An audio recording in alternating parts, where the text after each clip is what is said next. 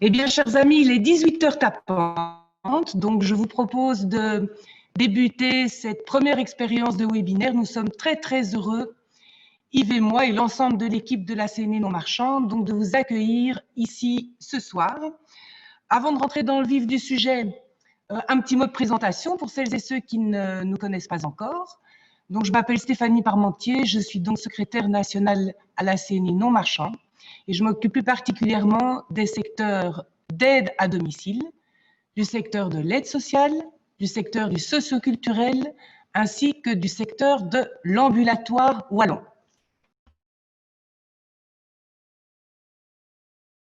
Bonjour, moi c'est Yves Hennentor, donc je suis aussi secrétaire national à la CNE non marchande, collègue de Stéphanie, et je m'occupe plus des secteurs fédéraux, donc essentiellement les soins de santé, la petite enfance et quelques autres secteurs comme la promotion de la santé à l'école et peut-être encore d'autres secteurs dont on aura bien l'occasion de parler dans le reste de la réunion.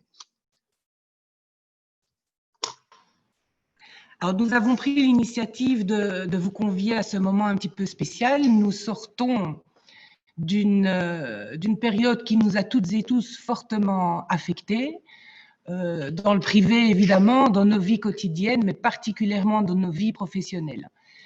La procédure élection sociale a été interrompue et sans doute que le travail habituel de gestion des équipes et l'association des équipes syndicales des nouveaux et des nouvelles candidats et candidates que vous êtes à leur quotidien, mais ne fut pas au top. Et donc, on tenait vraiment à vous accueillir de manière un petit peu plus institutionnelle et de vous permettre de passer un moment que nous espérons formateur, que nous espérons réjouissant et de vous faire découvrir d'une certaine façon ce que c'est que la CNE non marchand.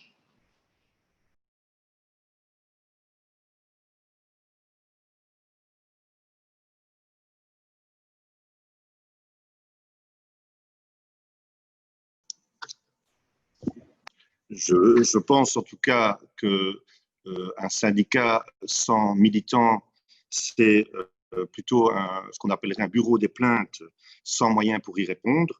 Le syndicat, c'est avant tout un outil qui est mis à la disposition des militants qui ont décidé de prendre leur destin en main, de défendre leurs collègues. Et quand vous vous formez, quand vous participez à une réunion, à une instance, vous ne le faites pas pour le syndicat. Vous le faites pour vous, pour vos collègues et par le syndicat. Alors, dans les médias, depuis un certain nombre d'années, on parle beaucoup d'une grave crise de la confiance démocratique. Ça s'illustre de plein de manières différentes, par le taux de participation aux élections législatives, par ce qu'on peut lire sur les réseaux sociaux. Eh bien, en ce qui concerne les élections sociales, la tendance est quand même tout autre. Donc, il nous paraissait important de vous rappeler qu'en 2016, près de 70% des travailleurs ont participé aux élections sociales, ont pris part au vote, alors que le vote, dans le cadre des élections sociales, n'est pas obligatoire. En ce qui concerne la CNE non marchand, on a le plaisir d'introduire des listes de candidats dans quasi toutes ces entreprises de plus de 50 équivalents temps plein, avec des variations de secteur à secteur. Et nous renouvelons, c'est très important, près de 50% de nos candidats par rapport aux élections sociales de 2016, avec encore pour le coup certaines variations de secteur à secteur. Et renouveler nos listes, accueillir les nouvelles candidats que vous êtes, c'est un élément très important à nos yeux. C'est un gage essentiel de la vigueur démocratique dans le monde du travail au sein des entreprises du non marchand. Ça nous permet par ailleurs d'anticiper les départs des délégués qui ont de l'expérience.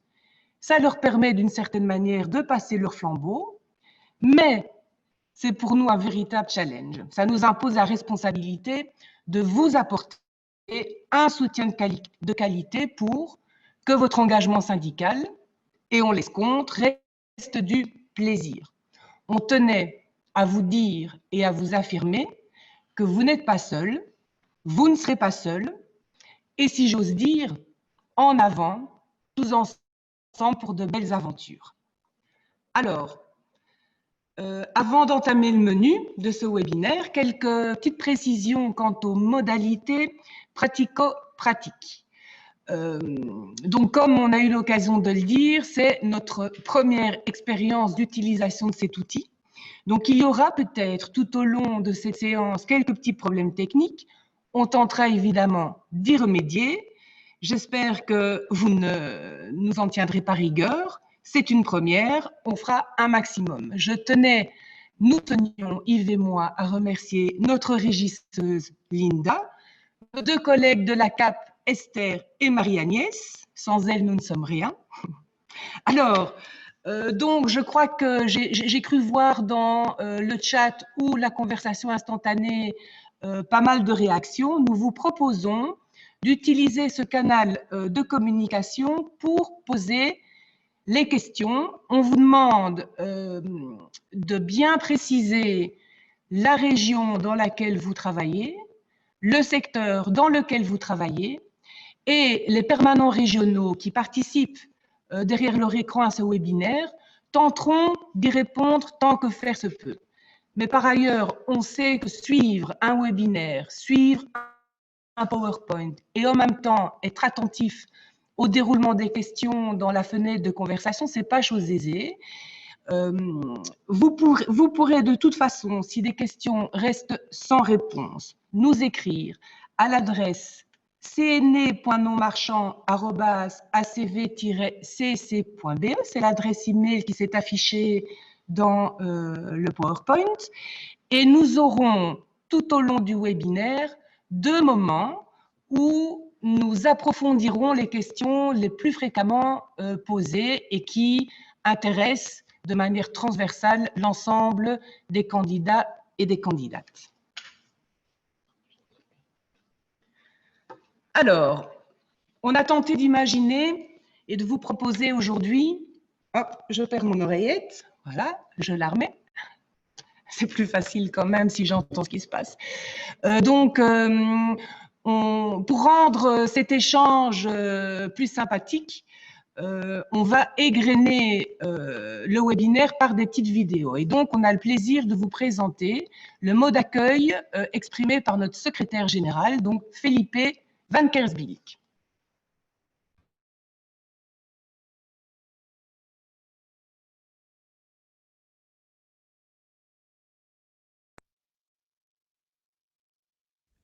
La crise du coronavirus que nous avons traversée, que nous traversons encore, a montré que les fonctions des soins, de la santé, du social, de la culture, sont des fonctions essentielles de notre société.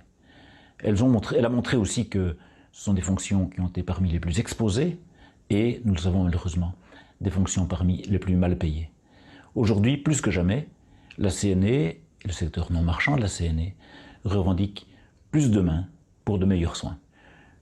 Plus de mains pour de meilleurs soins, et pour cela, vous le voyez, la mobilisation paye. Déjà il y a 1 an, nous avons lancé avec les mardis des blouses blanches la mobilisation de la CNE non marchand. Depuis, tout au long de la crise du coronavirus, nous avons exigé des moyens importants pour refinancer l'ensemble du secteur des soins et du social. Plus d'1 milliard d'euros ont été obtenus au niveau fédéral, 260 millions pour le secteur de la région wallonne, et nous sommes en train de négocier une enveloppe pour la région bruxelloise. Vous le voyez, la CNE, c'est un syndicalisme d'idéal et d'ambition de changement social, mais c'est aussi un syndicalisme de résultat pour les travailleuses et les travailleurs du secteur non marchand. Car les enfants, les malades, les jeunes et les adultes en difficulté, les personnes âgées, enfin toute la société, a besoin de soins excellents. Et pour que ces soins soient excellents, il faut 2 choses. Il faut des institutions qui soient bien financées et il faut à l'intérieur de ces institutions qu'elles soient gérées démocratiquement. Pour ces 2 choses, un financement et la démocratie dans l'institution, il faut un syndicalisme combatif, démocratique, imaginatif. Et pour ce syndicalisme, il faut des militants, comme ceux peut-être qui vous ont invité à faire le pas de devenir candidat, et comme vous demain. Bref, il y a 2 façons en fait de permettre à la chance de changer votre vie en mieux. L'une, c'est de jouer au loto, mais en général, ça ne marche pas. L'autre, c'est de vous porter candidate ou candidat aux élections sociales sur liste de la CNE, de vous permettre de développer les meilleures de vos compétences, avec d'autres, de rencontrer des personnes formidables et de contribuer à changer le monde, à réaliser un monde plus juste et plus égal auquel nous aspirons tous. Je vous félicite du pas que vous avez fait, de vous porter candidate ou candidat, et je vous souhaite bonne chance aux élections et pour la suite.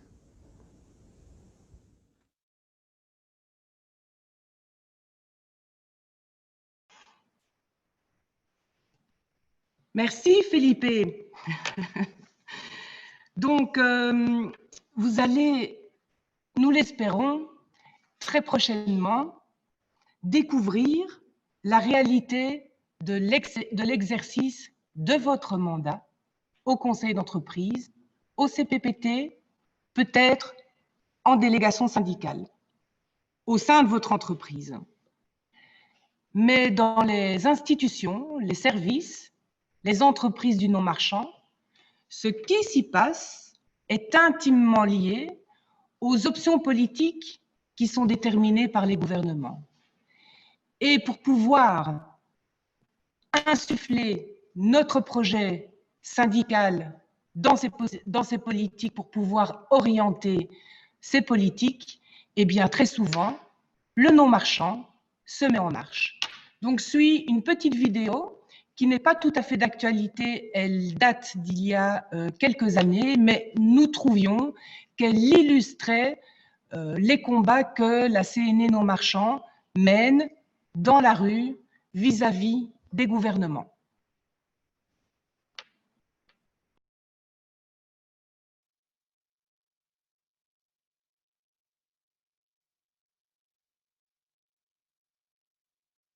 Retour dans la rue pour le secteur non marchand avec une grande manifestation aujourd'hui à Bruxelles de ceux qui travaillent dans des hôpitaux, des maisons de repos ou dans des services.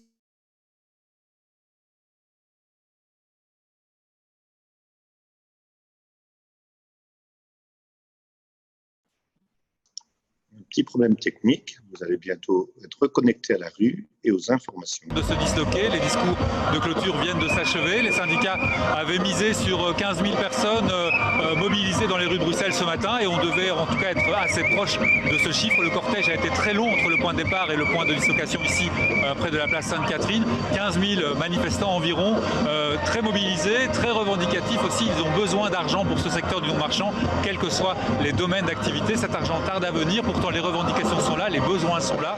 On ne le montre pas de manière directe, mais on est très en colère parce qu'on ne peut pas continuer à sucrer, à fermer les robinets pour le non-marchand. Ça, c'est pas possible. On est en rue parce qu'on pense vraiment que c'est uniquement à travers des conditions de travail correctes qu'on pourra donner des services de qualité à la population. Et donc c'est à la fois pour les travailleurs, pour qu'ils soient dans des conditions tenables, et à la fois pour la population. Ça devient vraiment indispensable parce que d'année en année, on nous dit qu'il n'y a pas de budget pour le réinvestir dans le non-marchand, et ça devient catastrophique sur le terrain. On n'arrive plus à répondre aux besoins de la société.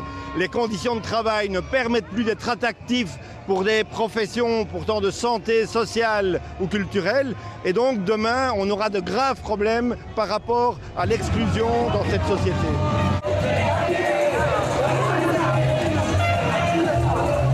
Ils en ont assez d'attendre une revalorisation du secteur non marchand. Ils ont déjà manifesté de nombreuses fois ces derniers mois, mais rien ne vient, que ce soit du fédéral ou des régions et communautés.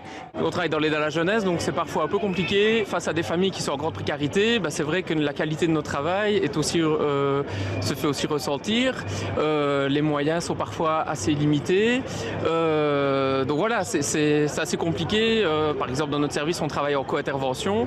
Vu ici de plus en plus de situations, on doit faire de moins en moins de co-intervention. Et donc on se retrouve en tant qu'intervenant de plus en plus seul dans les situations aussi. On se dit que travailler jusqu'à 67 ans avec des petits bonhommes handicapés mentaux qui sont quand même difficiles à gérer, ça va être juste pas possible. Enlever les RTT, ça va être aussi très difficile parce que ça nous permet de souffler par rapport à notre travail. Il est urgent que le pouvoir politique garantisse l'avenir de la sécurité sociale. Salaire trop bas, faible pouvoir d'achat et fin de carrière difficile. Pour ces travailleurs, les conditions de travail sont devenues intenables, une situation qui fait fuir les plus jeunes.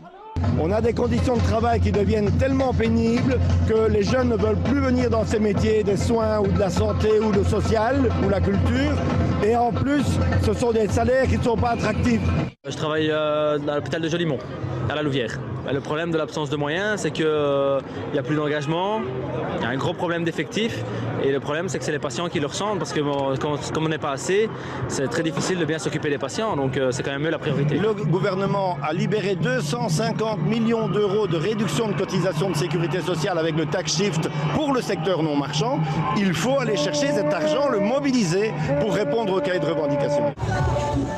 Personnellement, je suis éducateur dans un home pour handicapés et nos revendications, c'est quand même des meilleures conditions de travail, des aménagements de fin de carrière parce que pour l'instant, c'est la catastrophe. Le gouvernement a tout supprimé au fil des ans.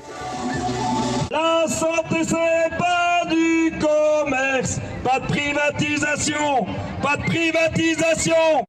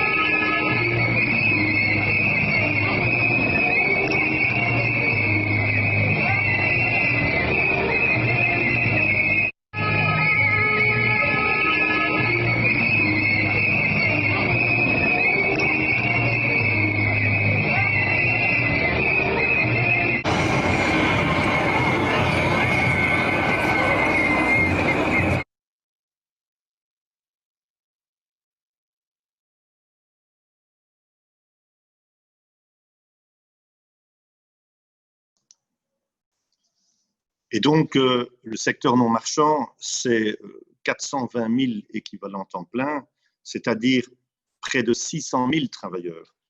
Il représente 14% de l'ensemble de l'emploi en Belgique. Et à ce titre, c'est d'ailleurs le deuxième secteur pourvoyeur d'emploi après le secteur public. Le nombre d'employeurs lui-même, donc d'institutions, d'associations, atteint les 30 000, mais avec des tailles extrêmement variables, puisqu'on a parfois des gros mastodontes comme des hôpitaux universitaires avec plus de 5 000 travailleurs, et puis des petits employeurs avec 1 ou 2 travailleurs. Et donc, on a vraiment une très grande variété dans l'ensemble du secteur non marchand. C'est aussi un secteur en croissance, puisque depuis des années, nous avons une augmentation du nombre d'employeurs ou d'employés dans le secteur et d'ouvriers. Et par exemple, de 2014 à 2019, on a augmenté de 13% l'emploi en équivalent temps plein, c'est-à-dire 14% en nombre de travailleurs. L'emploi est aussi, dans le non-marchand, très majoritairement féminin. 72% de l'emploi est occupé par des femmes, et alors que dans l'ensemble de l'emploi en Belgique, le taux d'occupation de l'emploi est de 46% pour les femmes. C'est aussi un emploi essentiellement d'employés, donc beaucoup moins d'ouvriers que d'employés. Et vous le voyez, au niveau du secteur global, donc de l'ensemble de la Belgique, on est à 53%. Ce qui caractérise aussi l'emploi dans le non-marchand, c'est le nombre de travailleurs à temps partiel. Donc, on a 56%, donc plus de la moitié des travailleurs sont à temps partiel. C'est un chiffre assez interpellant, nous le savons très bien. Ce qui amène le temps de travail moyen, donc ça veut dire en moyenne, si on met tous les travailleurs et tous les équivalents temps plein qu'on divise, eh bien, on arrive à un taux de 74%, donc la moyenne du temps de travail, c'est 74% d'un temps plein. Alors, évidemment, comme vous le voyez ici, il y a plusieurs secteurs, plusieurs sous-secteurs. Donc, vous savez que on y reviendra tantôt, dans l'emploi, dans les secteurs, on divise ça souvent par commission paritaire, c'est-à-dire les endroits où on définit les conventions collectives, les règles de travail pour les secteurs. On a une très grosse commission paritaire, qui est la commission paritaire, et on les appelle avec des numéros, la 330, qui est la commission paritaire des établissements et services de santé. À elle seule, elle représente 50% de l'emploi du non-marchand. On va retrouver là-dedans les hôpitaux, les maisons de repos, les soins à domicile, mais aussi toute une série d'autres employeurs comme les ambulances ou les labos, les polycliniques, enfin toute une série d'autres petits secteurs. Vient ensuite l'aide sociale, la commission paritaire 319, qui elle s'occupe plus de l'aide aux personnes handicapées ou l'aide à la jeunesse. Notamment, il y a d'autres secteurs, on ne sait pas aller dans la précision totale aujourd'hui, vous le comprenez bien, avec plus de 13%, près de 14%. Alors, le secteur socioculturel, lui, vient ensuite avec un emploi extrêmement fragmenté dans toute une série de secteurs. Là, on est vraiment dans le secteur où on a plus de 25, 30 catégories, 30 types d'emplois. Ça va des ONG de développement pour le fédéral, aux piscines, aux établissements sportifs et à l'éducation permanente, la lecture publique, les télévisions communautaires en communauté française, en Fédération Wallonie-Bruxelles, et l'insertion socio-professionnelle, par exemple, qui, elle, dépend des régions wallonnes et bruxelloises. On y reviendra tout à l'heure. Ensuite, vous avez alors des secteurs qui tournent autour de 7%, avec notamment l'aide aux familles et aux aînés, la commission paritaire 318, ou encore un secteur des ETA, donc les ateliers protégés, anciennement on les appelait comme ça, et dont la CNE ne s'occupe plus aujourd'hui, c'est une autre centrale de la CSC qui s'en occupe. En ce qui concerne alors la plus petite commission paritaire, c'est celle de la 332, donc l'action sociale et services de santé, qui regroupe essentiellement du côté francophone, c'est la 332, du côté flamand, la 331, les milieux d'accueil de l'enfance et l'ambulatoire. On a alors une commission paritaire qu'on appelle auxiliaire du non-marchand, qui est très récente, elle ne date qu'il y a quelques années, et où il y a beaucoup d'emplois aussi, mais qui sont des emplois extrêmement variés, puisqu'ils regroupent par exemple les mutuelles, avec des gros employeurs, et des institutions comme des fédérations européennes qu'on retrouve beaucoup à Bruxelles, ou la brasserie d'Orval, ou encore V8. Vous allez voir qu'il n'y a pas beaucoup de liens entre tout ça, bien que parfois on se le demande. Donc ça, voilà un peu les secteurs. Alors, ce qui est assez marrant en non-marchand, c'est quand on dit, voilà, on va vous expliquer le non-marchand, on dit oui, mais ça c'est trop compliqué, c'est vraiment très compliqué. Eh bien, vous avez raison, c'est un peu compliqué le non-marchand. Avec le temps, on s'habitue. Mais pourquoi est-ce que c'est compliqué? C'est notamment parce que les commissions paritaires dont je viens de parler, vous voyez dans le slide là, 330, 32, 19, 18, 29, vous les voyez, eh bien, les secteurs qui sont dans ces commissions paritaires ne dépendent pas du même pouvoir subsidiant. Le même pouvoir subsidiant, c'est les gouvernements, si vous voulez, qui donnent les règles pour savoir ce qu'on appelle les normes d'agrément ou de subventionnement, c'est-à-dire les normes à suivre pour pouvoir bénéficier d'un subside, et qui donnent l'argent pour faire fonctionner ces secteurs. Eh bien, vous allez voir que dans toute une série de commissions paritaires, on a des secteurs qui dépendent de 3 ou 4 catégories, donc du fédéral, du régional, du communautaire, ou même qui n'ont pas de subside. Et là, c'est ça qui rend les choses très difficiles. Et dans le secteur où vous êtes, eh bien, vous allez vous retrouver dans une case, sans doute, et vous dire, ah, donc moi, mon pouvoir subsidiant, c'est la région wallonne, ou c'est la région bruxelloise, ou c'est la COCOF, ou la COCOM, donc c'est vraiment ça qui rend un peu compliqué les choses. Mais ne vous inquiétez pas, vous allez voir que la CNE est à vos côtés pour que demain, on puisse tous se retrouver. La CNE, en tout cas, vise que l'ensemble des travailleurs de ces différentes commissions paritaires puissent aller vers une harmonisation des conditions de travail. C'est ce que nous faisons tous les jours.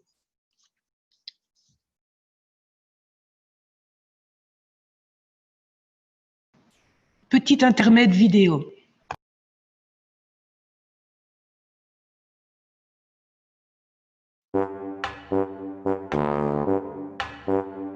début, effectivement, on est un petit peu intimidé par ce bord patronal qui se trouve en face de nous. De me confronter à la direction. Bon, évidemment, ben, on n'est pas leurs copains, donc... Mais au fur et à mesure, on prend de l'assurance. C'est facile à vivre parce qu'à la CNE, on m'a appris que j'ai des casquettes. Une casquette de délégué, une casquette de travailleur. Alors à ma directrice, quand je la parle, je dis « Maintenant, je vous parle en tant que délégué, pas en tant que votre travailleur. » Le dialogue devient plus facile. Ils savent pourquoi on est là, ils savent qu'on existe et c'est pas parce qu'eux ont décidé de quelque chose que ça va se passer comme eux spécialement le veulent. On est là pour essayer d'améliorer nos conditions de travail. Voilà, on fait part de nos problèmes et on essaie de trouver des solutions. On est là justement aussi pour pouvoir contrer les décisions qu'eux prennent et qui ne vont pas convenir à nos collègues et qu'ils l'acceptent ou pas, ben, ça sera comme ça, en fonction du bien-être des collègues.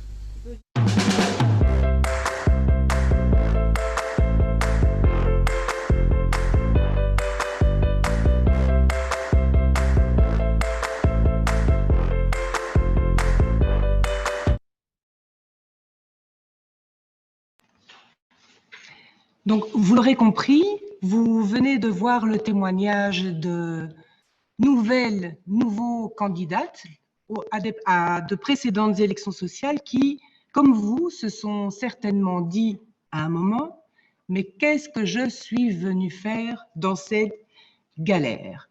Et donc, on vous propose ici, dans une page du PowerPoint qui arrive de suite, une vue d'ensemble de ce qui va vous attendre, en tous les cas, qui va vous permettre de vous positionner dans la concertation sociale. On va approfondir chacune des dimensions du schéma de la concertation sociale. Je passe la parole à mon collègue Yves. On va commencer par le terrain, ce qui va faire l'exercice de votre mandat dans la proximité, donc l'exercice du mandat en entreprise. Et donc, dans l'entreprise, nous avons 3 organes de concertation qui sont reconnus. À la fois le conseil d'entreprise, le comité pour la prévention et la protection au travail et la délégation syndicale. Alors, le conseil d'entreprise et le CPPT, je vais l'appeler comme ça, donc le comité de prévention, sont 2 organes pour lesquels il y a les élections sociales. Donc, si vous êtes candidat, c'est parce que vous êtes candidat à un de ces 2 organes. Par contre, et donc oui, pour ces 2 organes, c'est l'ensemble du personnel qui vote sur des candidats qui sont déposés par le syndicat. Donc, le syndicat dépose des listes et il n'y a que les syndicats qui peuvent le faire et l'ensemble du personnel vote pour les candidats sur ces listes-là. Tandis que la délégation syndicale a un autre statut. La délégation syndicale, c'est une représentation des organisations syndicales dans l'entreprise. Et donc, c'est l'organisation syndicale qui désigne les délégués syndicaux et là, ils ont la liberté, les organisations syndicales ont la liberté de choisir si on fait un vote entre les affiliés, si on désigne directement, si on... Enfin voilà, donc les modes de désignation peuvent être divers, mais le principe, c'est que c'est la délégation, l'organisation qui désigne les délégués syndicaux.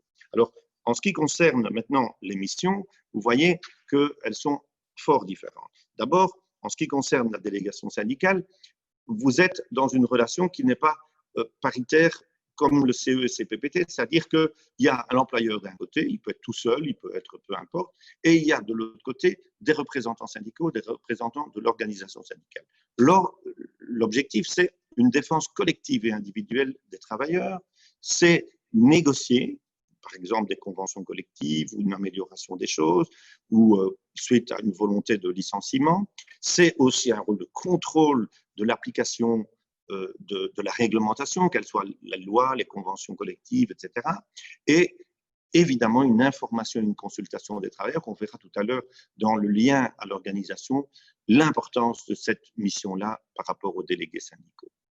Le conseil d'entreprise, lui, a un rôle d'avis essentiellement, avec une information économique et financière et sociale de base et puis qui est régulière. Donc, vous recevez soit trimestriellement, soit annuellement une série d'informations et vous pouvez poser des questions, vous informer, réagir, mais c'est de l'information, c'est une demande d'avis. Vous avez aussi une série d'avis à donner sur des politiques d'emploi, sur par exemple les critères d'embauche ou des choses comme ça, mais vous avez aussi des missions donc de décision, c'est-à-dire vous devez marquer un accord. C'est le cas notamment pour le règlement de travail, qui reprend les horaires aussi, mais aussi par exemple dans le secteur non marchand pour le Maribel social. Le comité pour la prévention et protection du travail, lui, va à la fois être sur une notion d'avis et de proposition, mais aussi sur l'adoption, par exemple, de plans pour le bien-être donc dans l'institution, et il va piloter l'ensemble des dispositions autour de la santé au travail. Il y a donc des plans de prévention qui devront être adoptés, qui visent notamment l'ergonomie, les lieux de travail, etc., mais aussi, par exemple, les risques psychosociaux, hein, ou encore le retour au travail dans les conditions par rapport au poste de travail ou l'adaptation des postes de travail. Et donc, comme vous le voyez, beaucoup de choses qui peuvent être faites dans cette concertation, mais dans des organes différents. Quand il n'y a pas de conseil d'entreprise ou de CPPT, l'organe CPPT ou l'ADS reprennent une partie de ces missions. Et là, c'est important aussi, puisque dans beaucoup d'institutions dans le non-marchand, nous n'avons pas 100 travailleurs. Donc, c'est plus souvent le cas qu'il n'y a pas de conseil d'entreprise.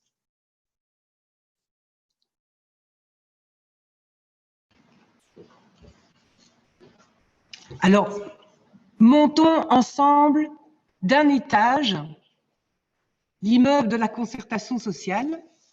Et donc, pour tout vous dire, la concertation sociale à la belge, vous en avez certainement déjà entendu parler, c'est un concept très concret pour le non-marchand. La CNE représente les travailleurs du non-marchand dans une série de lieux de concertation supra, mais les décisions qui y sont prises ont des conséquences très concrètes dans le quotidien professionnel de ces travailleurs. Tous les mois, nous rencontrons les représentants de votre employeur, les fédérations patronales, au niveau de la commission paritaire. Yves en a touché quelques mots il y a quelques minutes. C'est dans ce lieu que l'on négocie, que l'on conclut des conventions collectives de travail qui portent sur les barèmes, sur les conditions de travail, sur la durée du travail, etc. Alors, il faut bien en parler.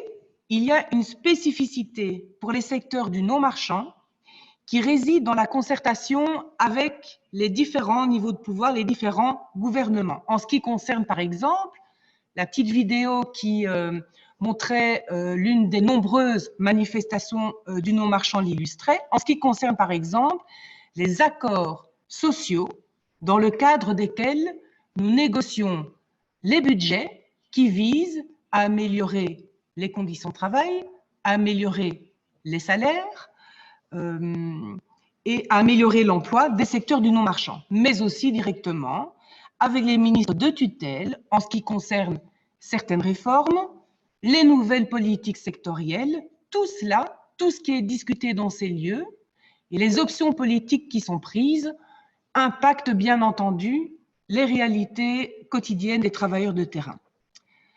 Citons également les fonds sociaux. Des discussions très importantes ont lieu dans ce qu'on appelle les fonds sociaux. Les fonds sociaux sont gérés paritairement par les employeurs, par les organisations syndicales. Donc, il y est décidé d'actions à mener en faveur des travailleurs du secteur ou de certaines catégories de travailleurs grâce à certaines cotisations qui y sont versées directement par les employeurs.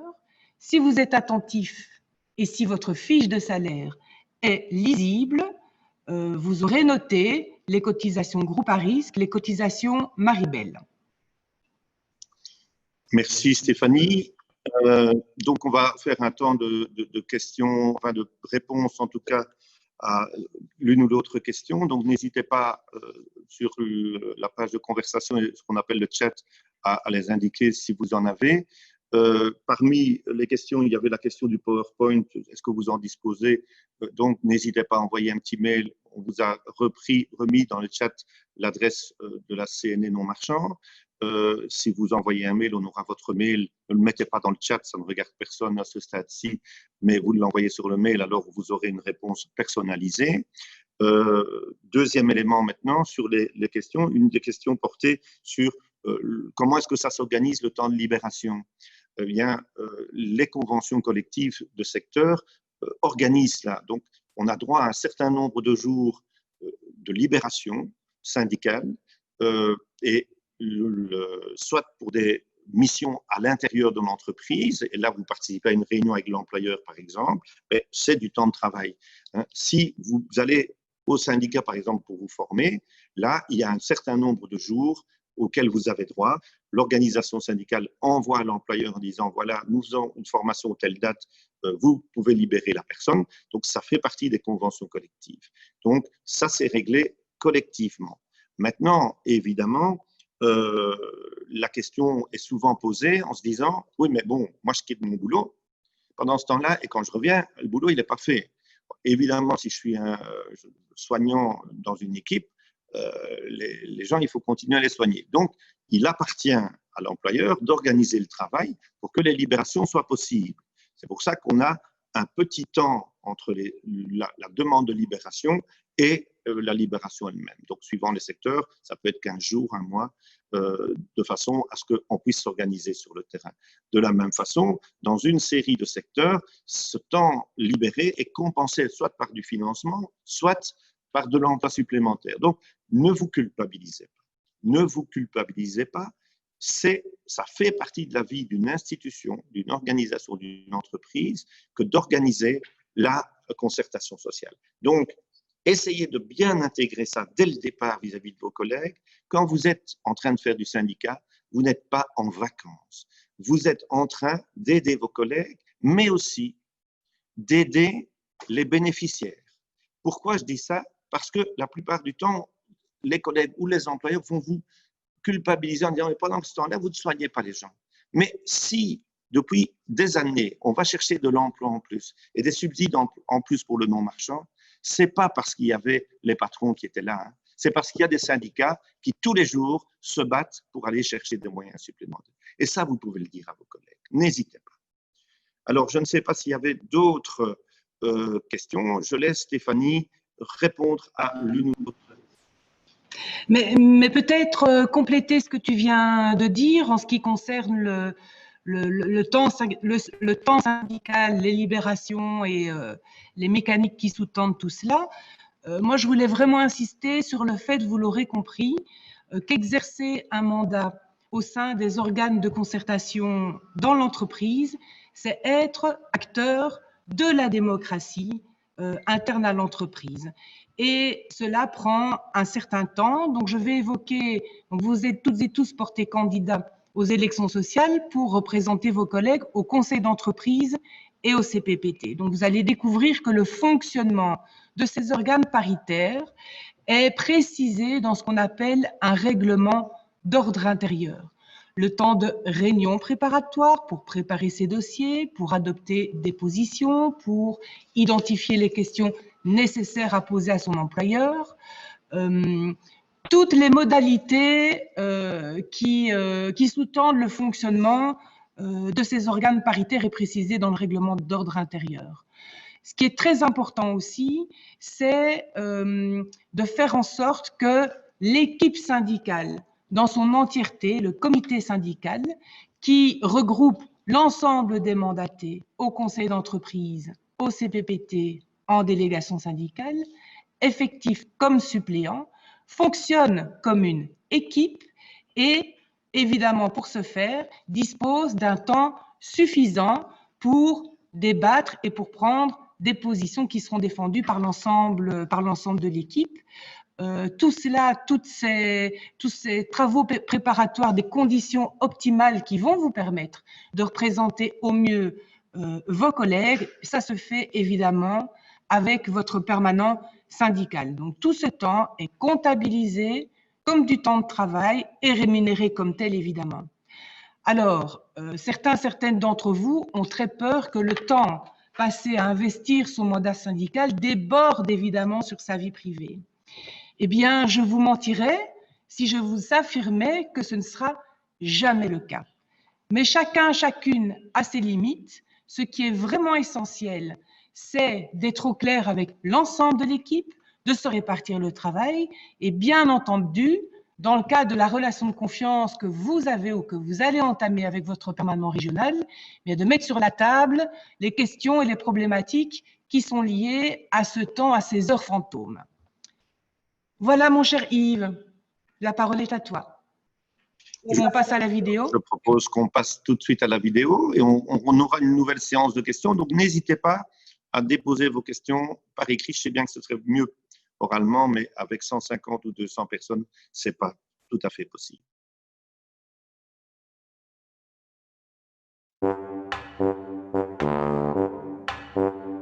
La compétence qui s'est développée, c'est la confiance en moi. Oser, vraiment oser. Oser lutter, oser parler surtout. Moi, c'est mon assurance qui s'est développée, je pense, avec ce mandat. Et en dehors du travail, je pense que également ça joue, parce que je pense que c'est quelque chose qui fait partie maintenant de notre personnalité. J'ai fait ça même dans ma vie privée.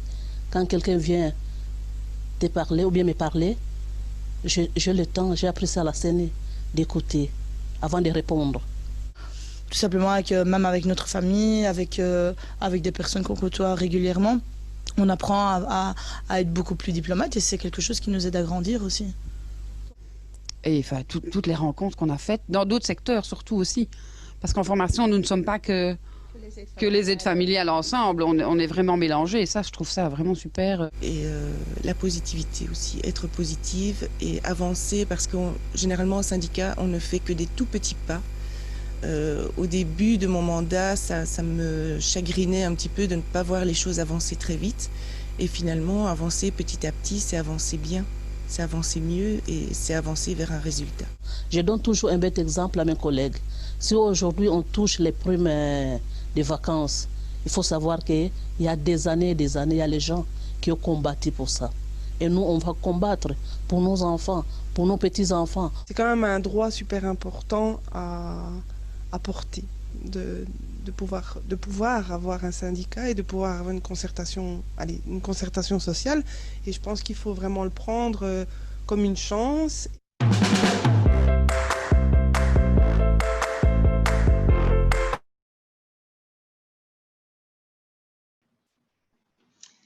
Donc vous l'avez entendu, faire du syndicat, c'est aussi une belle aventure humaine, une belle aventure personnelle, une belle aventure collective. Enfin, on espère qu'elle sera belle. Au-delà du mandat, dont nous venons de vous expliquer les contours et le contenu, ce qui est essentiel à nos yeux, c'est que vous puissiez nourrir les instances. Alors, qu'est-ce que c'est que les instances syndicales? Donc, vous serez, après les élections sociales, acteurs de la concertation, de la démocratie sociale interne à vos entreprises, lorsque vous siégerez au conseil d'entreprise au CPPT.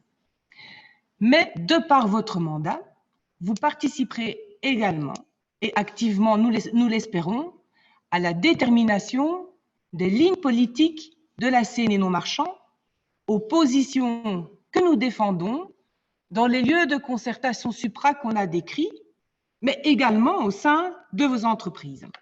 Ces positions collectives, elles sont débattues, elles sont adoptées au sein de nos instances syndicales. Ce sont nos lieux internes de démocratie.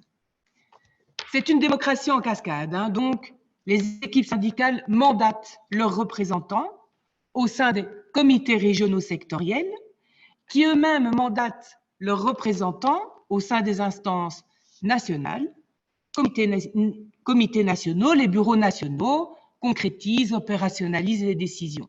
Règle d'or à la CNE, on y tient, toutes nos instances, quel que soit le niveau, on y trouve la parité homme-femme, et une autre parité qui a toute son importance, c'est la parité permanent-militant, à tous les niveaux de prise de décision. Donc vous l'aurez compris, la question du mandat que les travailleurs vont vous donner et que vous allez nous donner, le respect de ce mandat est au cœur de notre travail syndical.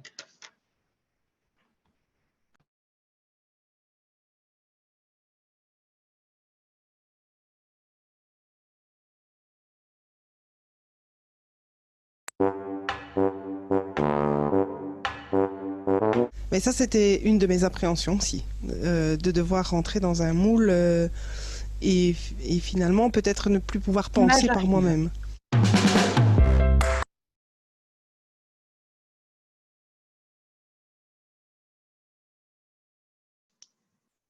On vous l'avait dit, il y aurait peut-être des problèmes techniques, mais jusque-là, bon, ça va encore. Hein. Je trouve qu'on se débrouille pas mal.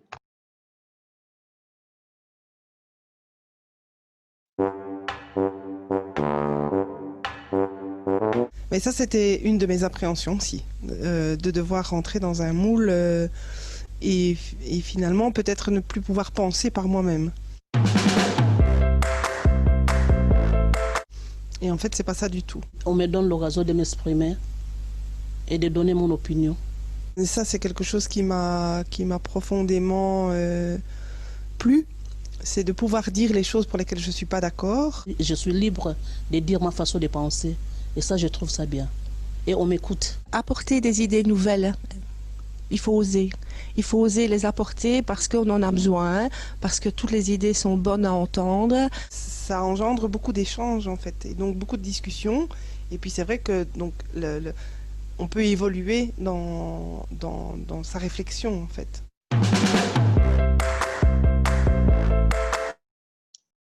Oui, comme vous le constatez, être mandataire au conseil d'entreprise ou au CPPT, ben, ce n'est pas seulement assumer les missions de votre mandat dans l'entreprise. Hein.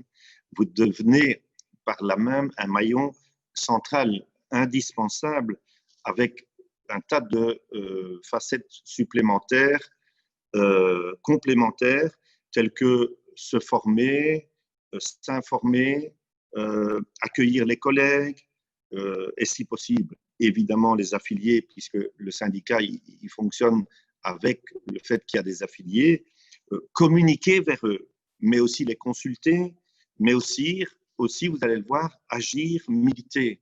Un syndicat qui ne bouge pas, ce n'est pas un vrai syndicat. Par contre, les valeurs de la CNE non marchand ne sont pas, on dirait, ne sont pas un dogme.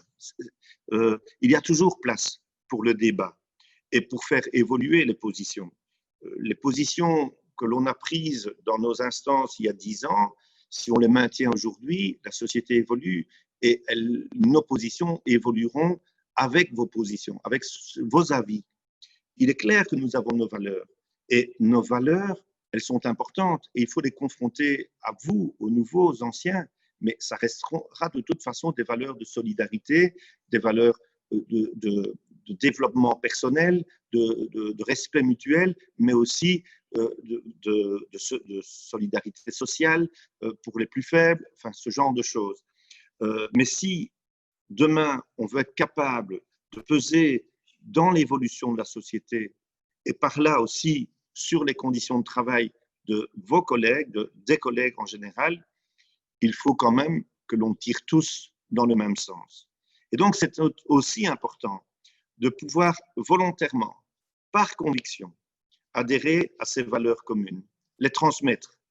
Et si le débat a eu lieu, si une décision a pu être prise démocratiquement dans les instances, il faut qu'on puisse compter sur vous pour agir, pour soutenir ces positions, ces revendications et de là respecter les mots d'ordre stratégiques.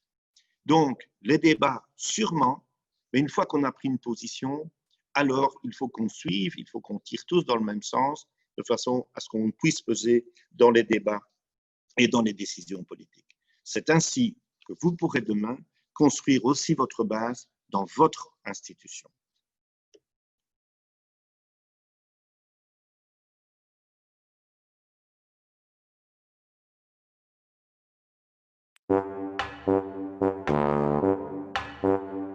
Alors au départ, en fait, j'avais peur du regard des autres On entend toujours où les délégués syndicaux, ils sont là pour rien, et, ils servent à rien. Le jour où on devient délégué syndical, on se dit, ben voilà, c'est ça qu'on va subir. Et en fait, tout compte fait, non. En devenant délégué, ils ont découvert mon côté positif, donc de défendre les gens. On a quand même une autre relation, parce que une petite relation de confiance qui se fait entre nous. On est leur porte-parole en fait, et donc du coup, c'est nous qui entamons la démarche pour résoudre leurs problèmes. Rendre service, ça fait partie de moi et donc j'aime beaucoup. Non, c'est un rôle tout à fait gratifiant, quoi. Et il y a des gens même qui me disaient, ah, tiens, on ne savait pas, ton côté est bon comme ça, tu es comme ça, donc voilà.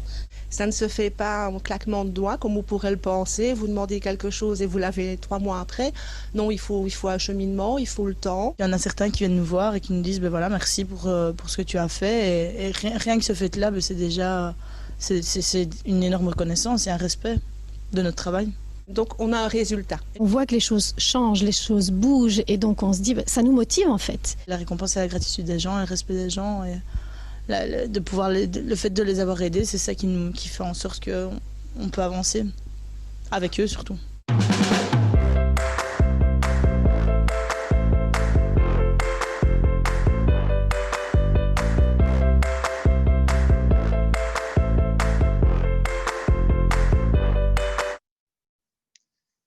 Alors oui,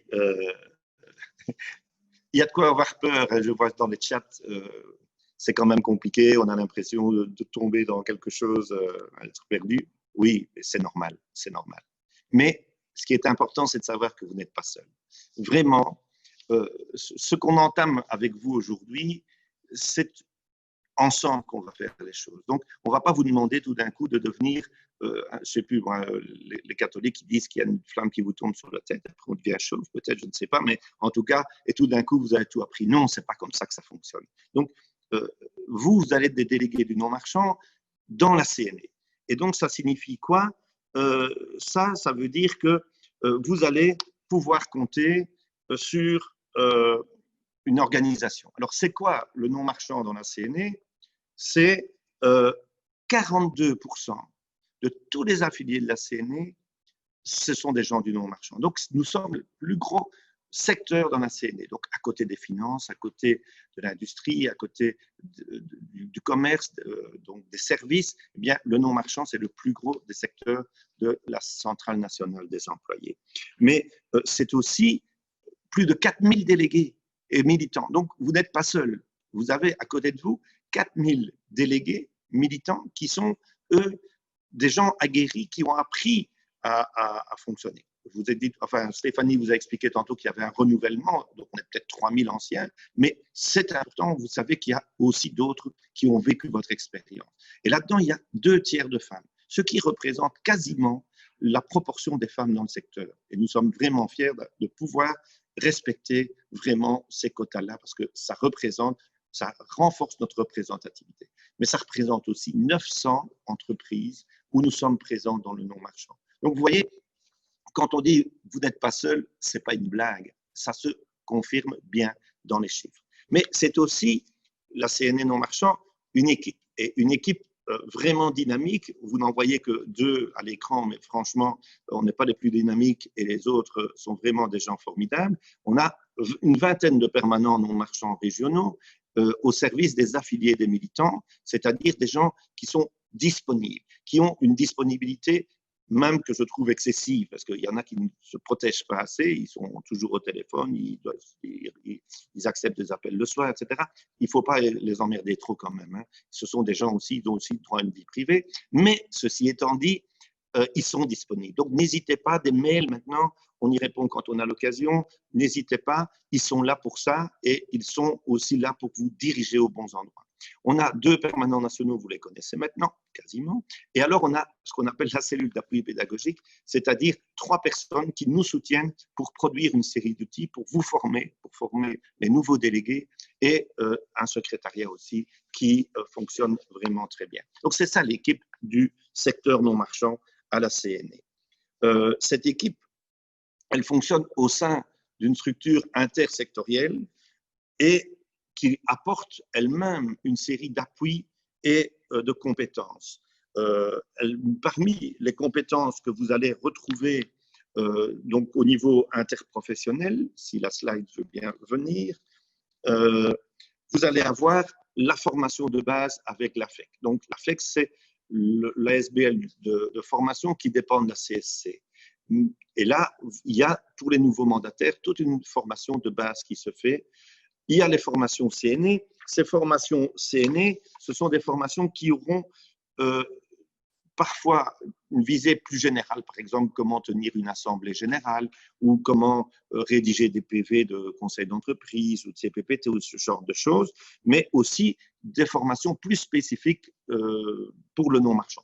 Elles sont souvent plus dirigées sur les anciens, donc sur ceux qui ne suivent pas la formation de base sur leur mandat. Et puis, à côté de ça, à côté des formations, vraiment, vous avez des tas d'outils qui seront mis à votre disposition. Donc, vous ne démarrerez pas sans rien.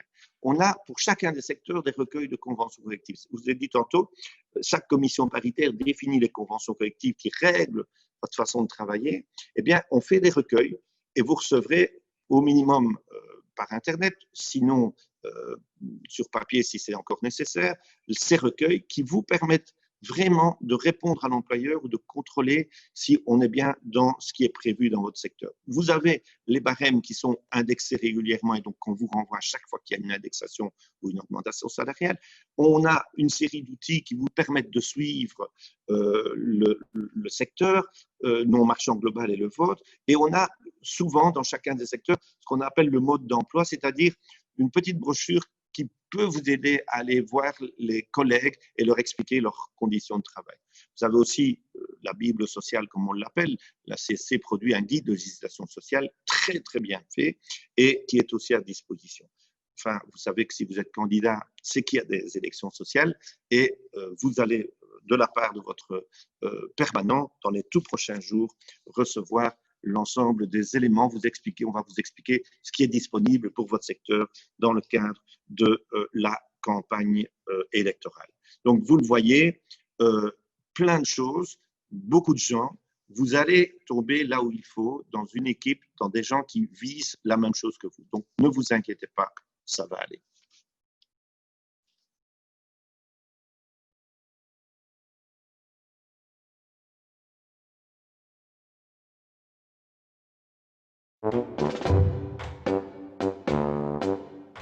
Les craintes que j'avais, c'est de ne pas être à la hauteur, en fait.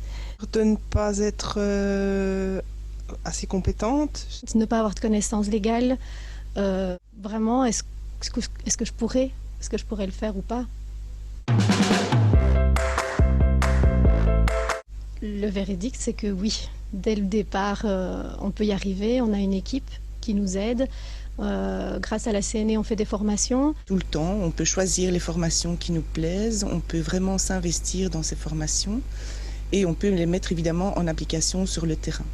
On a des brochures également qui nous aident un peu à nous aiguiller au niveau légal. Une bonne collaboration avec notre permanente qui est super dispo et qui répond à un tas de questions, quoi. Il y a toujours de l'aide à la CNE. Ça, il ne faut pas s'inquiéter. Nos permanentes sont là en cas de problème. Nos collègues délégués eux-mêmes sont là en cas de problème. On ne se sent pas seul à la CNE. Être délégué, c'est donné à tout le monde. Il n'y a pas besoin d'avoir fait un bac plus 8 pour être délégué.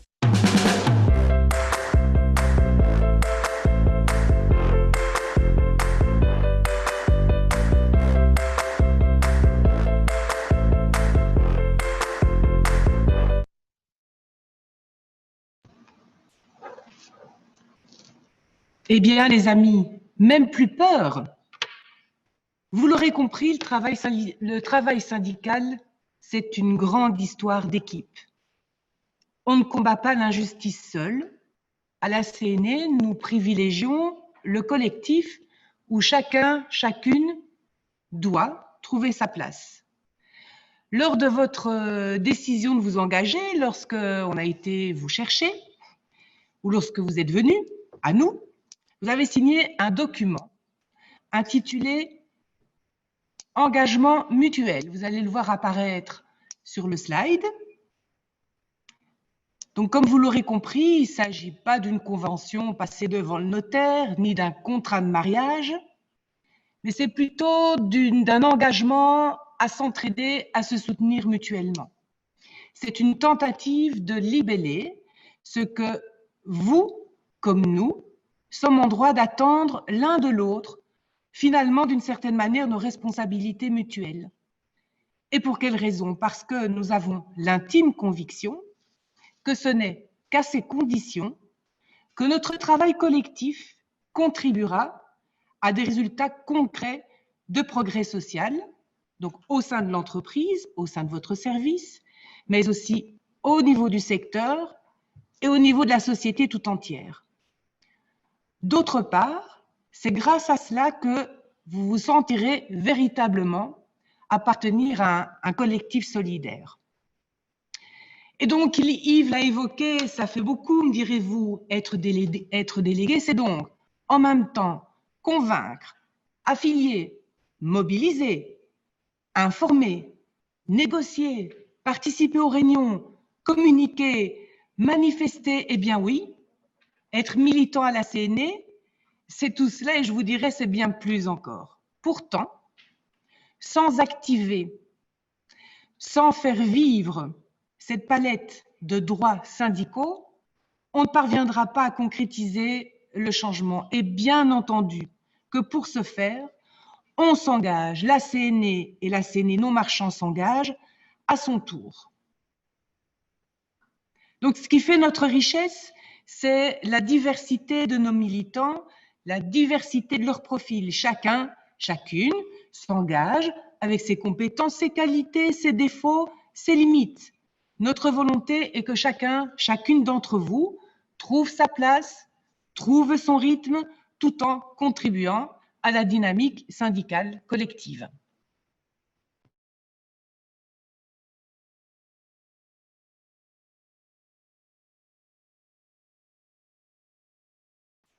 Action.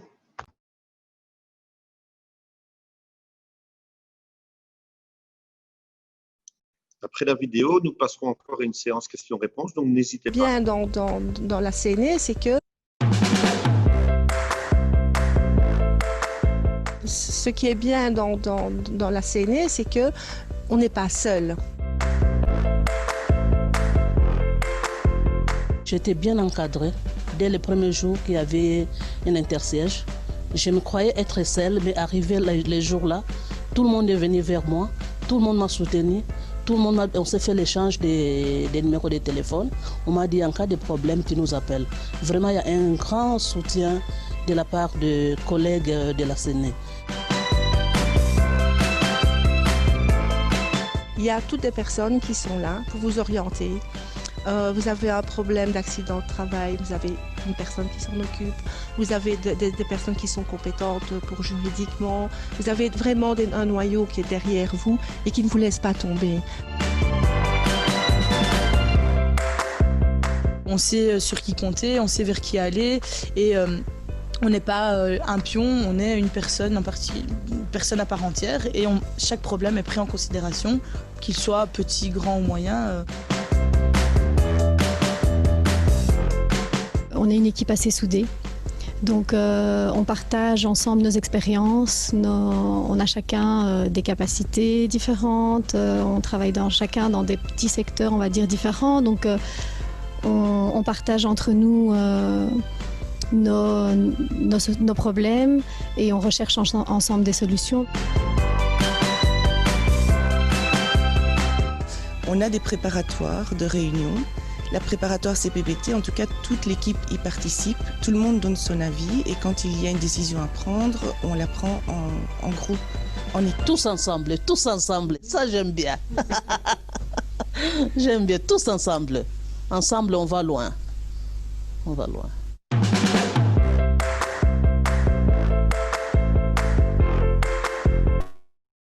Eh bien voilà, vous avez vu peut-être comme nous qu'on s'était trompé en mettant 2016 au lieu de 2020, mais c'est valable pour 2020, rassurez-vous, c'est la même chose. Donc on a quelques petites questions.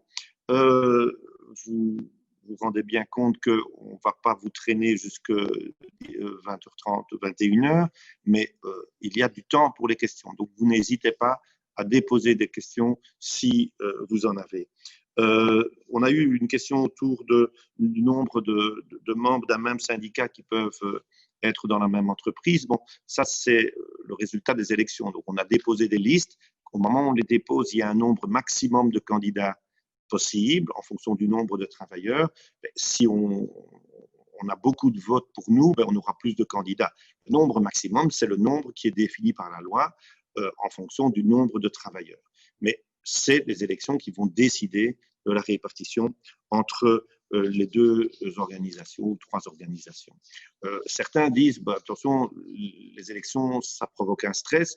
Oui, évidemment, évidemment que ça provoque un stress. C'est un stress pour tout le monde. Je vais autant vous dire que les permanents, ça fait déjà quelques mois qu'ils sont stressés parce qu'ils cherchent des candidats, ils n'en trouvent pas. Il y a des pressions qui sont faites sur les candidats. Donc, c'est une période difficile, c'est clair pour tout le monde. Mais c'est aussi une période tellement enrichissante. On ne va pas naturellement toujours vers les collègues. C'est l'occasion pendant votre campagne d'aller vers les collègues, d'expliquer pourquoi vous avez choisi de le faire et d'expliquer que ce n'est pas pour vous protéger, mais bien parce que vous pensez que vous pouvez leur apporter quelque chose. Ce type de démarche, je vous jure que si vous le faites, vous allez voir que la relation que vous aurez avec vos collègues, elle peut changer. Et donc, le stress de l'élection, il est réel. Vous ne serez peut-être pas élu, en effet, mais peu importe, à la limite, si vous avez fait la démarche d'aller vers les gens, d'expliquer dans votre projet, je pense vraiment que vous êtes à ce moment-là dans une démarche qui est payante, Je laisse peut-être Stéphanie continuer sur d'autres questions. Je reviendrai s'il faut après. Oui, j'aurais beaucoup d'éléments à vous apporter, à partager sur la notion de stress. Donc, je rejoins tout à fait ce que Yves a dit. C'est bien normal. Et en même temps, j'espère vraiment en toute sincérité que ça va vous apporter beaucoup. C'est une expérience humaine et collective très, très riche, très dense, très intense. N'hésitez pas à prendre contact avec les collègues de l'équipe syndicale, s'il y en a déjà une, entre candidats et avec votre permanent. En tous les cas, à titre personnel, toutes les expressions sur le chat me font dire qu'il y a une émulation, qu'il y a un réel plaisir d'échanger à propos de cette expérience. Il y avait une question qui portait sur les dates des élections sociales. Et finalement, est-ce qu'il y a un risque que ces élections sociales soient encore reportées? Donc, lorsque la crise sanitaire est apparue, le calendrier des élections sociales, vous avez très certainement, je l'espère, été informé que le calendrier avec des étapes très très claires, à des dates très précises, sont fonction de la date d'élection qui a été choisie au sein de l'entreprise. Donc cette procédure électorale, elle a été gelée.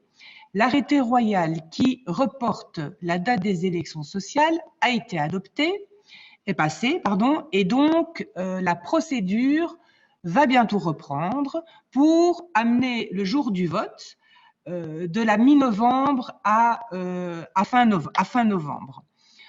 Alors, est-ce qu'il y a un risque que ces élections sociales soient encore reportées? S'il y a bien une leçon à tirer de la crise, c'est que plus rien n'est jamais certain. Nous espérons que ça ne le sera pas. J'ai vu dans les commentaires sur le chat qu'il y avait une espèce d'excitation et que dans certaines entreprises, ces élections sociales étaient attendues avec impatience. Donc, nous ne l'espérons pas. Mais c'est vrai que cela, et donc la crise et les conditions dans lesquelles la campagne va être menée vont peut-être vous amener à imaginer des alternatives de prise de contact. Rien ne vaut le contact direct, rien ne vaut les discussions vis-à-vis avec les collègues, mais n'hésitez pas à utiliser les moyens de communication alternatifs, pages Facebook, réseaux sociaux, etc. À la CNE, de manière générale, on sera très attentif à vous soutenir sur les réseaux sociaux aussi. Oui, peut-être quand Stéphanie dit que donc, la date a été repoussée, l'arrêté, et il y a une question qui dit oui, mais avec la possibilité de vote, enfin d'élection politique, est-ce que ça ne va pas encore être repoussé? Personne ici ne peut vous affirmer à 100% que ça ne sera pas le cas, mais la relance de la procédure telle qu'elle est prévue ne va plus permettre de repousser donc, ces élections sociales. Donc il y a 99 chances sur 100 qu'elles se passent bien aux dates prévues. Et donc on ébarre, ne nous posons plus cette question, avançons. Peut-être aussi dire par rapport à ces élections la question du télétravail. Donc dans une série d'endroits on fait du télétravail, donc comment voulez-vous qu'on participe aux élections, que les gens viennent voter? Donc on a des débats maintenant qui doivent avoir lieu dans les instances ou avec les organisations qui sont représentées dans les instances qui existent, donc dans les conseils d'entreprise ou CPPT qui existent, pour dire si on accepte ou non certains modes alternatifs de vote, c'est-à-dire soit par correspondance, soit vote électronique. Il y a, on ne va pas commencer à préciser maintenant, mais avec le permanent, évidemment, il faut vraiment réfléchir. On est dans une période spécifique avec le Covid, donc il y a des positions que nous avons en principe qui sont de dire non, il faut un vote présentiel, les gens doivent aller se retrouver, le vote c'est un moment important au niveau social dans l'entreprise. Nous savons qu'avec le Covid, c'est une situation plus délicate. Et donc, il y a, suivant le type d'institution, à réfléchir qu'est-ce qu'il faut faire pour qu'il y ait un maximum de démocratie, c'est-à-dire un maximum de gens qui puissent voter tout en ayant une capacité de contrôle que le vote soit fait à la régulière. Donc, c'est à discuter avec le permanent régional, franchement. Pour le permanent régional, n'hésitez pas, envoyez un mail sur l'adresse qu'on vous a communiquée. Nous transférons à chacun, si vous avez mis votre secteur et votre région, nous transférerons au permanent qui suit votre entreprise. Donc, n'hésitez pas, on renverra les questions vers chacun et il va vous dire tout de suite s'il est dans une équipe, si vous n'êtes pas dans une équipe, etc. Ça, ne vous inquiétez pas là-dessus. La question de savoir si les candidatures qui étaient à ce moment-là sont valables, oui, la seule chose qui va changer, c'est que s'il y a des candidats qui se sont désistés entre-temps, nous pouvons remplacer les candidats qui se sont désistés, on doit les remplacer au même endroit dans la liste. Là aussi, c'est fort technique, mais sachez que si des gens, vos collègues qui étaient candidats se sont désistés, ben, ça vaut la peine de rechercher d'autres personnes, et ça, parlez-en à votre délégué, à votre permanent. Stéphanie? Oui, peut-être rajouter aussi un petit conseil. Donc, certaines d'entre vous se demandent si vous avez une autorisation à demander à votre employeur pour rencontrer les travailleurs de terrain, pour mener campagne. Alors, évidemment, la situation d'une équipe n'est pas une autre. Dans certaines institutions, dans certaines entreprises, la concertation sociale est bien installée, des modalités sont convenues avec l'employeur, l'équipe syndicale a des facilités pour aller à la rencontre des employeurs. Dans d'autres entreprises, ce n'est pas le cas, évidemment, dans les entreprises où nous introduisons des listes de candidats pour la première fois. Et donc, attendez-vous, mesdames, messieurs, les nouveaux candidats dans ces entreprises, à nécessairement devoir enfoncer certaines portes, devoir mettre le pied dans la porte, être persistant. Vous allez très certainement afficher des tracts qui vont être retirés, mais vous les remettrez, ils seront sans doute retirés et vous les remettrez encore. Mais ce qui est très important, je vois qu'une collègue a émis ce commentaire sur le chat, mais oui, c'est évidemment de faire vivre la démocratie, d'amener un maximum de collègues à participer au jour du vote et les convaincre évidemment à voter pour la CNI. Il y avait sans doute des questions sur le matériel, les gadgets à distribuer. Donc, vous aurez sans doute l'occasion d'en discuter de vive voix avec vos collègues de l'équipe syndicale ou avec votre permanent. Et vous allez peut-être, très certainement, voir dans vos institutions les organisations syndicales concurrentes. Ben oui, c'est un moment particulier où évidemment chacun, chacune essaye d'attirer un maximum de voix, distribuer des gadgets aussi inutiles que moches pour la plupart. Donc, nous insistons à la CNE, c'est absolument pas notre politique, et ce depuis des années. Et on comprend tout à fait que sur le terrain, ça risque de ne pas être facile de contredire et de faire mieux d'une certaine manière que les collègues des autres organisations syndicales qui vont distribuer, je vous l'ai dit, des gadgets en plastique, des gadgets que vous avez reçus ailleurs par ailleurs. Donc nous, notre philosophie, c'est vraiment de vous aider dans votre campagne par des outils de campagne. Donc vous avez peut-être entendu parler des sachets de semences et de notre slogan qu'on a vraiment beaucoup utilisé en fin d'année sociale passée. Donc à la CNE, nous semons la solidarité. Donc voyez avec votre permanent de quelle manière utiliser au mieux pour faire passer un message, pour faire comprendre notre projet social à travers la distribution de ces sachets de semences. Peut-être compléter certaines réponses que nous avons données dans un premier temps en fonction de certaines questions. Donc, 2 questions sur la formation. Donc, est-ce qu'on est obligé de suivre la formation quand on fait déjà des études, on suit déjà des études? Personne n'est obligé de quoi que ce soit. Simplement, il est clair que sans formation en CPPT ou en CE, vous allez vous retrouver très vite en situation de faiblesse vis-à-vis de l'employeur. Donc, vraiment, nous vous conseillons très, très fortement de suivre ces formations. Sinon, vous allez vraiment vous être en difficulté. Maintenant, encore une fois, c'est ce que disait Stéphanie sur l'engagement mutuel. Les situations particulières, le permanent, il les comprend.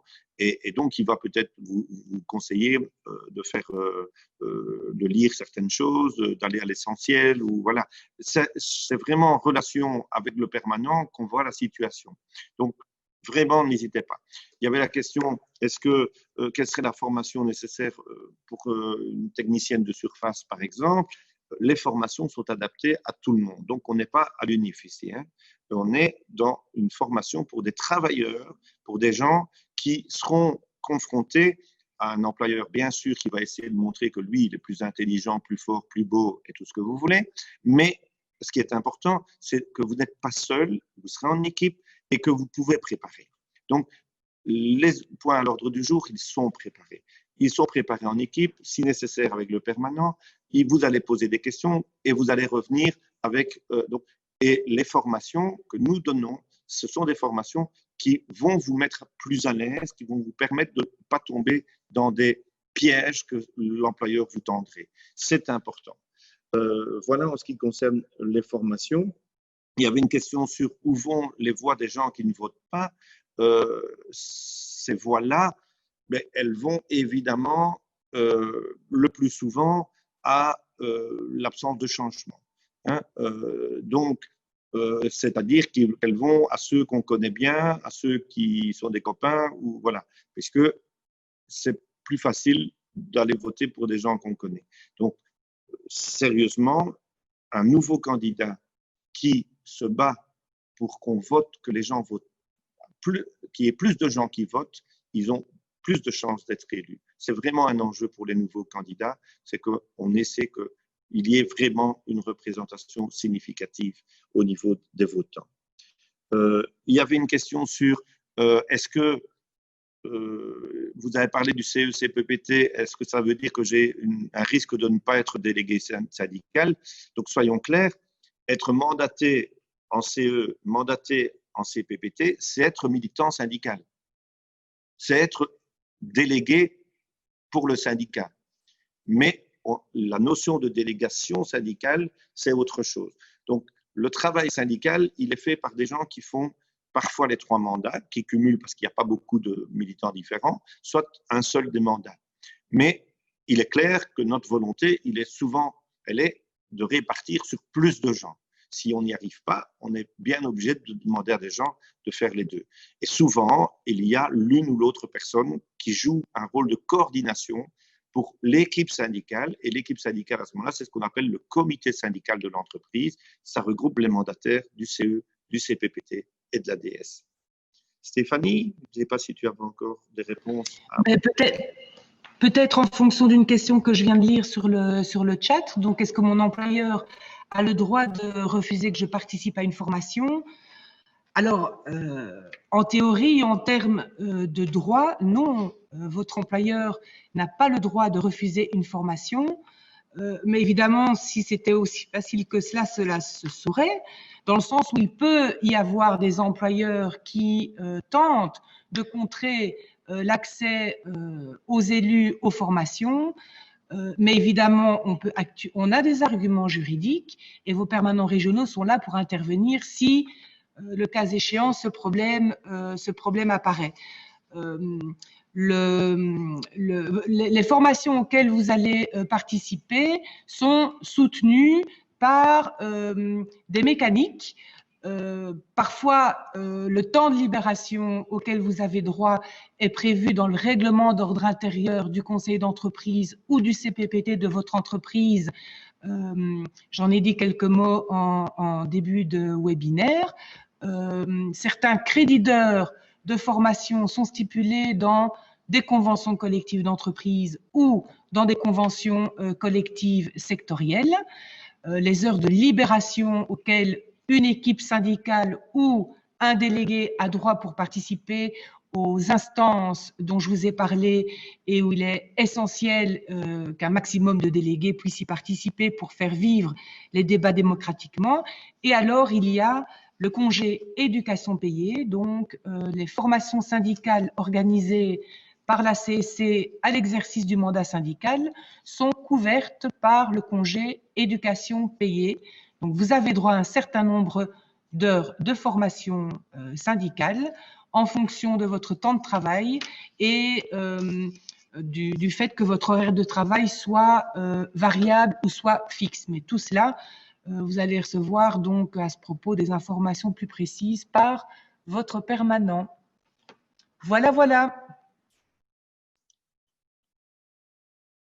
On va peut-être tout doucement arriver à la conclusion, Yves. Je pense aussi, Stéphanie.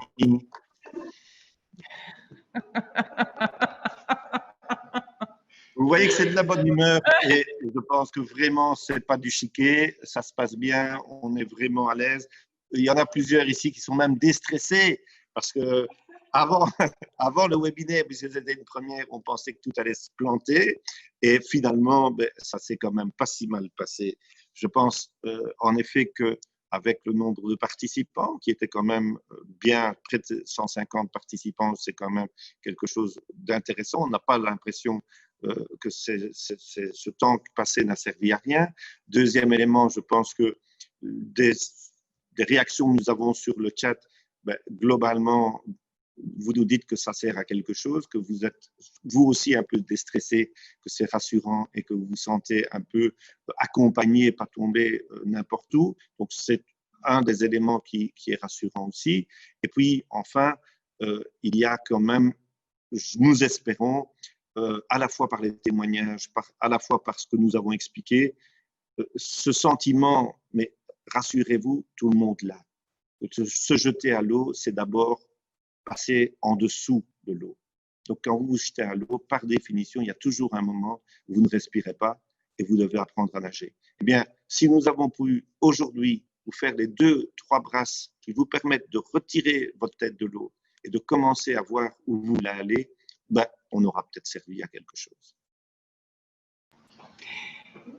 Et donc, en guise de conclusion, je vous dirais que comme vous, j'ai hâte que les élections sociales se passent et j'ai vraiment hâte de vous rencontrer physiquement, je l'espère, dans le cadre de réunions, dans le cadre de formations, dans le cadre de manifestations, certainement, je l'espère. Donc, voilà, j'espère que ce petit florilège à travers notre webinaire vous aura permis de découvrir un peu plus en avant ce qu'était la CNE non marchand et on a vraiment hâte que vous en fassiez partie plus qu'activement. Donc, à très bientôt. À très bientôt pour des belles aventures. Salut tout le monde. Merci à tous les collègues. Salut.